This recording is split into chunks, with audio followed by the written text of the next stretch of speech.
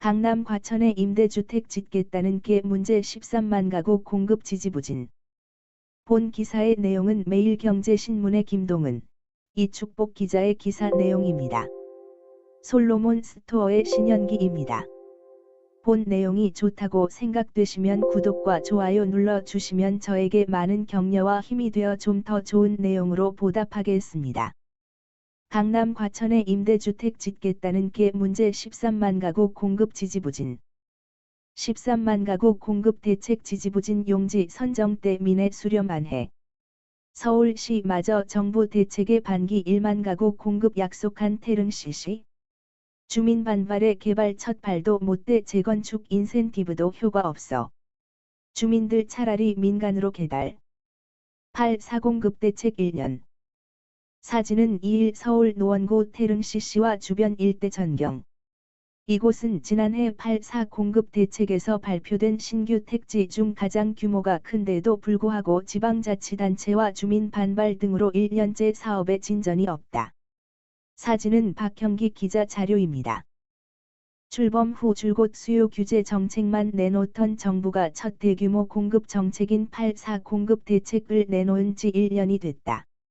정부는 지난해 8월 4일 서울 권역을 중심으로 신규 택지를 발굴해 3만 3천 가구를 공급하는 등 2028년까지 총 13만 2천 가구 이상을 공급하겠다고 호언장담했다. 하지만 성과는 초라하다. 신규 택지 지정은 주민 반발로 표류 중이다. 공공재건축도 난항을 겪고 있다. 국토교통부가 선정한 신규 택지 중 가장 규모가 큰 노원 태릉 골프장 1만 가구, 은 서울시가 재검토, 노원구가 절반으로 축소 의사를 밝히며 지구 지정도 하지 못한 채 답보 상태다. 국토부는 지자체와 계속 협의를 하고 있다며 8월 중으로 공급 규모 등 상세한 계획을 발표할 수 있을 것이라고 말했다.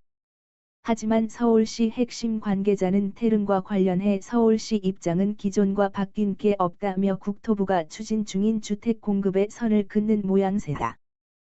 용산 캠프킴 용지 3,100가구 역시 개발 및 그림을 담은 지구단위계획과 충돌을 예고하고 있다. 용산 지구단위계획 열람안에 따르면 용산구는 이 땅을 상업지역으로 용도 지정하고 상업 업무 문화 등 전략 용도로 활용하겠다는 계획을 밝혔다. 주택 공급용으로 쓸 땅이 아니라는 점을 명확히 한 것이다. 거센 주민 반발에 백지화된 사례도 나왔다. 정부는 올해 6월 정부 과천청사 일대 4천 가구 공급 계획을 철회하고 과천지구 등 대체 용지를 마련해 목표 가구 수를 웃도는 4,300가구를 공급하겠다고 밝혔다. 당시 주민들은 협의 없이 공급 계획이 발표됐다며 시장 주민 소환까지 추진하며 강하게 맞섰다. 소규모 필지라고 공공주택 건립이 원활한 것도 아니다. 한국토지주택공사 LH 가 보유한 여의도 용지 약 8,200제곱미터가 대표적 사례다. 국토부는 이곳에 공공주택 300가구를 공급하겠다고 밝혔으나 여의도 입주자 대표회의 등 주민들은 이에 반대하는 내용의 현수막을 아파트 외벽에 내걸며 항의하고 있다. 상황이 이렇다 보니 치솟는 집값을 잡는 역할은 기대할 수도 없다. 2일 한국부동산원 통계에 따르면 전국 아파트 평균 매매 가격은 8.4 공급 대책 발표 직전인 지난해 7월 말 3억 8,026만 원에서 11개월이 지난 6월 말 4억 2,606만 원으로 12.05% 올랐다. 8.4 공급 대책이 사실상 실패한 이유로는 3가지가 꼽힌다.